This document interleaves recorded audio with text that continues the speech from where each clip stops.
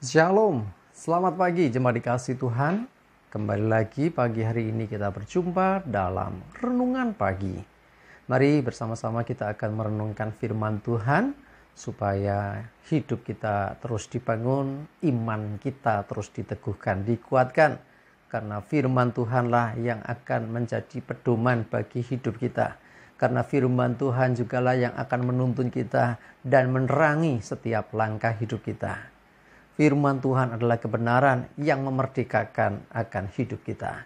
Mari jemaat dikasih Tuhan, sebelum kita merenungkan firman Tuhan, kita berdoa supaya Tuhan yang akan menyatakan firman-Nya, yang akan menyingkapkan kebenaran firman-Nya, dan Roh Kudus yang mengurapi kita, memampukan kita menangkap setiap pesan Tuhan, menangkap rema yang dari Tuhan.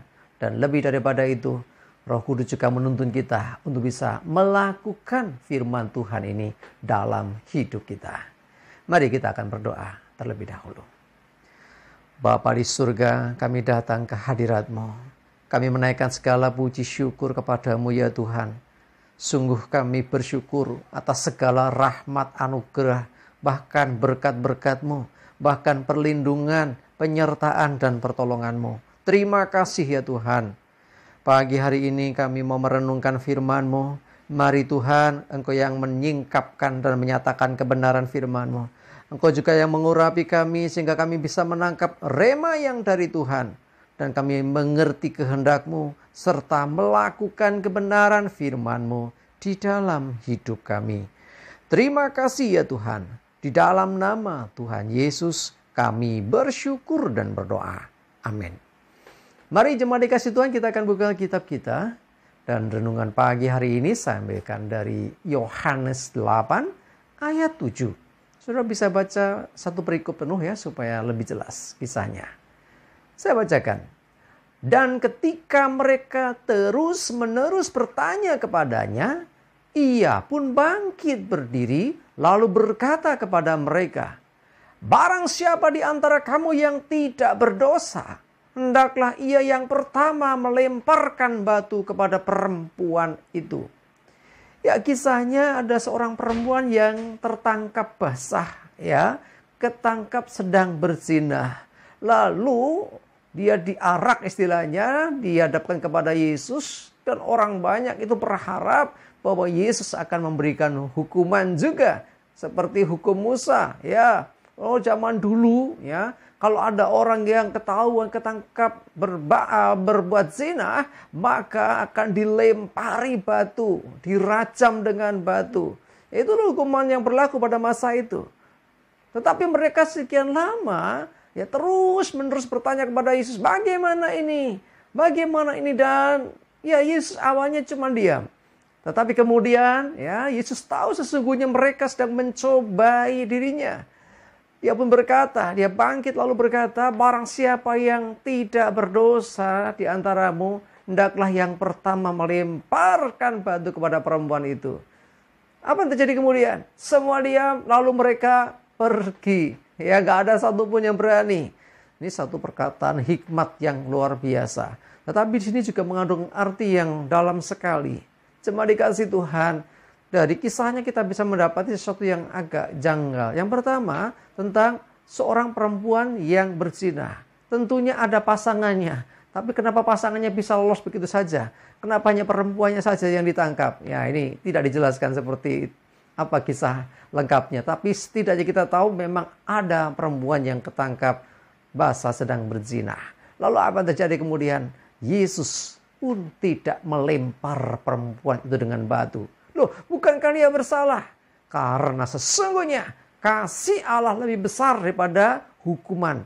Artinya apa? Tuhan lebih besar kasihnya, lebih mengasihi seseorang untuk bisa bertobat daripada menghukum orang itu. Ya, pada kenyataannya orang yang menerima hukuman, ya tidak serta-merta orang itu bisa bertobat. Ya, banyak kisah orang-orang yang sudah menerima hukuman di penjara, keluar penjara masih melakukan kesalahan lagi, bahkan lebih kejam lagi, bahkan lebih besar lagi akan kejahatannya. Ya, orang yang demikian disebut residivis, ya, orang yang sudah pernah melakukan pelanggaran hukum, sudah dipenjara tapi mengulang lagi. Dan pada kenyataannya banyak yang seperti itu. Nah, Yesus melihat perempuan ini sebagai perempuan berdosa, tetapi Yesus tidak menghukum. Bahkan dia berkata, siapa yang di antaramu tidak berdosa, yang pertamalah yang melempar. Tuhan mau mengajarkan bahwa Allah mengasihi orang, termasuk orang berdosa. Dan Tuhan tidak ingin bahwa setiap orang itu saling menghakimi. Oh, kamu salah, kamu layak dihukum. Bukan demikian. Yesus tidak membenarkan perbuatan perempuan ini. Yesus tidak mengatakan, bagus kamu perempuan, kamu boleh melakukan lagi. Bukan. Tetapi justru Tuhan ingin menyatakan kasih-Nya. Ya, Tuhan ingin menunjukkan betapa Tuhan mengasihi. Sehingga Tuhan pun tidak menghukum perempuan itu. Bahkan Yesus akhirnya mengizinkan perempuan itu pergi. Tetapi jangan berbuat dosa lagi. Sekalipun tidak diteruskan kisahnya, saya percaya perkataan Yesus ini justru bisa membawa pertobatan kepada perempuan itu. Karena dia merasakan kasih Tuhan. Dia merasakan diberi kesempatan kedua. Harusnya dia mungkin bisa mati dirajam atau lempar dengan batu. Hari itu dia terselamatkan karena kasih Yesus. Ya, Yesus tidak mau menghukum, tetapi memberi kesempatan kedua. Memberikan kesempatan kepada perempuan ini supaya dia pergi dan tidak berbuat zina lagi, tidak berbuat dosa lagi. Artinya mulai hidup dalam kebenaran. Jemaat dikasih Tuhan, bukankah itu lebih indah? Ketika seorang yang bersalah, berdosa, dia bisa bertobat. Daripada orang yang bersalah dihukum, yang akhirnya justru bukan membawa kepada pertobatan, tetapi membawa kepada kehidupan dosa yang lebih besar lagi. Ini bukan berarti kita membenarkan dosa. Sekali lagi, juga bukan berarti kita mengabaikan hukum. Bukan itu maksudnya. Tapi di sini kita belajar ya, terhadap sesama kita, saudara kita. Ya, kita tidak luput dari salah. Mungkin ada salah yang terjadi di antara saudara kita. Kita belajar dari Tuhan Yesus, tidak menghakimi, tidak menghukumnya. Ya, biarlah kita belajar mengasihi. Kita melepaskan kasih, ya, supaya ada pertobatan. Sekali lagi, Tuhan lebih berkenan pada pertobatan daripada menghukum orang yang berdosa. Itulah begitu besar kasih Tuhan terhadap manusia, termasuk saudara dan saya. Amin, kita berdoa. Terima kasih Tuhan, kami bersyukur firman-Mu Tuhan mengajarkan kami akan kasih dan pengampunan. Supaya kami juga tidak menghukum sesama kami. Sekalipun mereka mungkin bersalah, sekalipun mereka berdosa, mereka mungkin jahat terhadap kami.